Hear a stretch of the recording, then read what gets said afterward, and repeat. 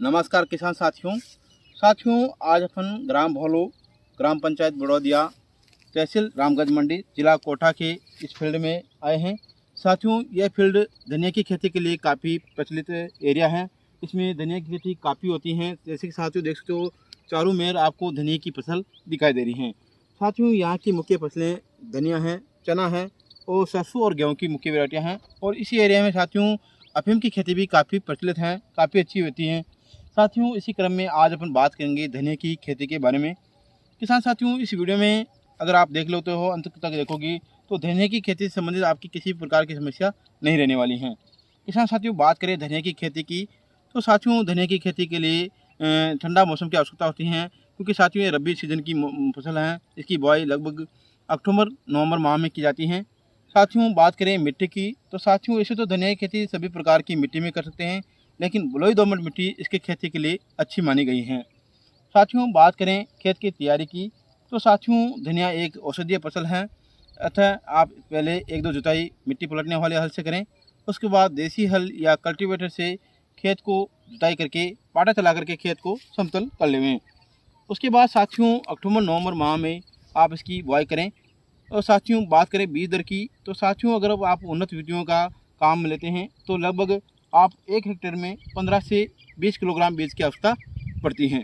साथियों जब भी आप बीज की बुआई करें तो सीड ट्रीटमेंट जरूर करें, क्योंकि साथियों इसमें बहुत सारे फंगल जनित या वायरल जनित बीमारियां होने की संभावना रहती हैं। अतः आप शुरुआत में ही बीजोपचार करें। बीजोपचार में साथियों आप जैविक दवा ट्राइकोडर्मा विरिडी या ट्राइकोडर्मा हर्जिनियम 8 ग्राम प्रति किलोग्राम बीज की दर से उपचारित करें। इसके अलावा आप मेटालेक्सिल फंजीसाइड से उपचार कर सकते हैं। अगर साथियों आपके क्षेत्र में या आपके खेतों में दीमक का प्रकोप होता है तो आप क्लोरोपाइरिफॉस 20 ईसी से 6 ml प्रति किलोग्राम बीज की दर से भी आप इसे बीजोपचार कर सकते हैं। किसान साथियों बीजोपचार के बाद आती हैं बुआई की विधि की। तो साथियों धनिया की बुआई अक्सर आप उड़ाई करके ही बुआई करते हैं। तो इसमें लाइन से लाइन की दूरी आप 30 सेंटीमीटर के और पौधे से पौधे की दूरी आप 10 से 15 सेंटीमीटर के आसपास रख सकते हैं। साथियों बात करें धनिया में सिंचाई की तो इसमें 5 से 6 सिंचाइयों की आवश्यकता पड़ती है। किसान साथियों पहली सिंचाई जब आपकी फसल में पत्तियां निकलने लग जाए उसमें आपको पहली सिंचाई करनी है।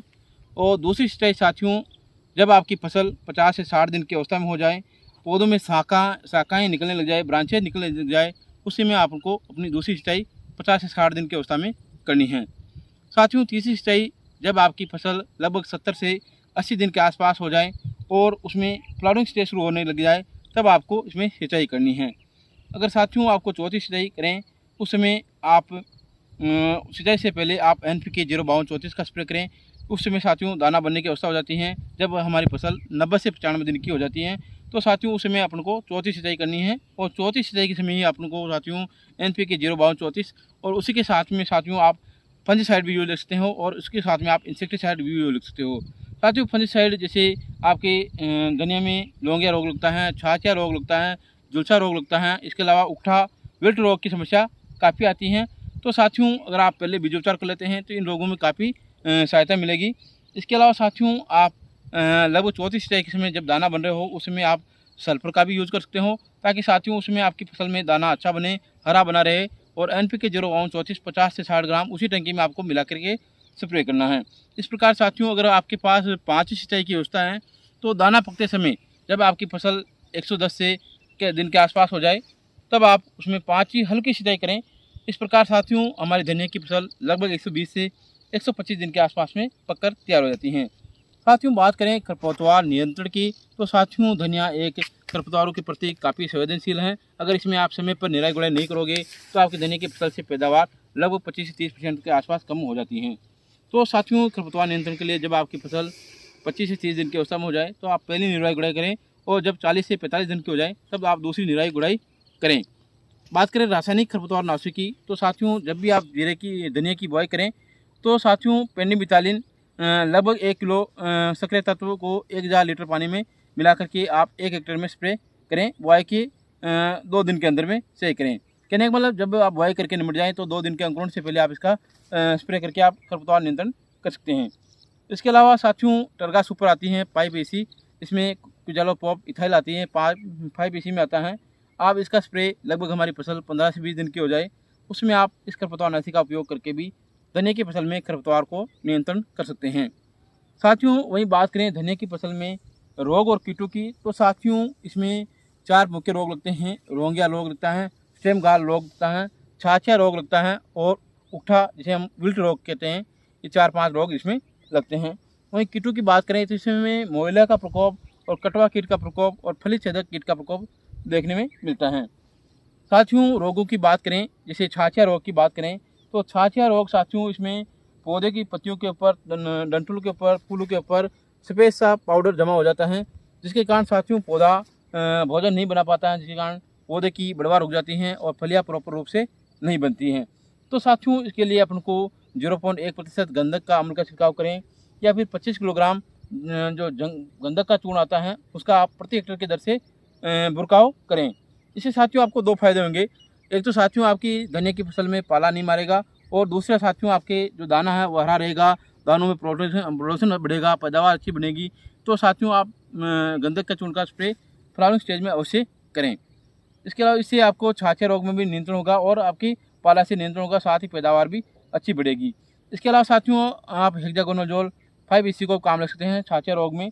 इसके अलावा साथियों धनिया में रोग लगता है लौंगिया रोग, जो कि धनिया का काफ़ी पॉपुलर रोग है। इसमें जो फली होती हैं, जो दाना आता है वो लौंग के समान हो जाता है, कली लौंग के समान हो जाती हैं, जो टहनियाँ होती हैं, शाखाएँ होती हैं वो टेढ़ी मेढ़ी विकृत हो जाती हैं। तो साथियों धनिया की फसल से लगभग 25 से 40% के आसपास लौंगिया रोग से पैदावार में कमी हो जाती है। तो साथियों लौंगिया रोग के लिए आप इसमें हेक्साकोनाजोल या प्रोपेकोनाजोल 25 EC का स्प्रे करें, मैंकोजेब का स्प्रे करें, ट्राइजोफोस का स्प्रे कर सकते हैं। तो इस प्रकार साथियों किसी भी आप फंगिसाइड, इसी के साथ आपको NPK 0-34 का स्प्रे करें, जिससे आपकी लौंगिया रोग में आपको रोकथाम मिलेगी। इसके अलावा उकठा रोग जो कि शुरुआती अवस्था में लगता है, तो साथियों उसके लिए आप बीजोपचार जरूर करें, और खरीफ फसल में आप कार्बनडाजिम 50 WP 2 ग्राम प्रति लीटर पानी मिला करके स्प्रे कर सकते हैं। इसी प्रकार साथियों बात करें मोइला की, एफिड की, तो साथियों जब हमारी धनिया की फसल में फ्लावरिंग स्टेज शुरू होती है उसमें मोइले का प्रकोप देखने मिलता है। जैसे कि आप देखते हो इस फील्ड में भी मोइले का प्रकोप था, कल ही इसमें स्प्रे कराया था। इसमें आप इमिडाक्लोपरिड ले सकते हो, 5-मेथोक्साम ले सकते हो। इसके अलावा साथियों आप जो सोलेमन आती है उसमें बीटा साइक्लोथ्रिन आता है, इमिडाक्लोपरिड आता है, ये काम ले सकते हो। रोगो ले सकते हो, जिसे डायमेट्रो 30 EC के नाम से जानते हैं, मिथाइल डिमेट्रोन 25 EC काम ले सकते हैं। इस प्रकार साथियों आप इन दवाओं का इस्तेमाल करके आप एफिड मोइला जैसे कीटों का नियंत्रण कर सकते हैं। अब साथियों बात करें कटाई की, जब साथियों इसमें पैदावार हमारी फसल 120 से 125 दिन के आसपास हो जाए, इसमें पत्तियाँ पीली पड़ जाए, दाना हल्का पीला पड़ जाए, तब आप इसकी कटाई कर लें। साथियों बात करें पैदावार क्षमता की, तो अगर हम उन्नत विधि अपना करके खेती करें तो धनिया से लगभग 18 से 20 क्विंटल प्रति हेक्टेयर पैदावार ले सकते हैं। वहीं लगभग 3 से 4 क्विंटल हम प्रति बीघा इसकी पैदावार आसानी से ले सकते हैं। अब साथियों बात आती है कि किसान क्या गलती करते हैं कि उनकी धनिया की फसल में जैसे ही कटाई करते हैं तो वह कुछ दिनों बाद ही थ्रेसिंग करा लेते हैं, जिसके कारण उसके दानों के कलर फीका पड़ जाता है, या फिर वह निकालने के बाद ही बोरियों में भर लेते हैं, जिसके कारण उनका दानों का कलर फीका पड़ जाता है। तो साथियों ऐसा ना करें, आप जब अपनी फसल को काटें तो उनकी सुखाई आप डंठल समेत ही करें, ताकि उनका कलर ख़राब ना हो। इस प्रकार साथियों लगभग 8 से 15 दिन के आसपास जब आपके डंठल समेत आपका दाना सूख जाए, उसके बाद ही आप थ्रेसिंग के माध्यम से इसका करें, मतलब भंडारण करें। इस प्रकार साथियों आप धनिया की पैदावार से अच्छा मुनाफा कमा सकते हैं। ये थी साथियों धनिया की खेती की जानकारी। जय हिंद, जय भारत, जय किसान।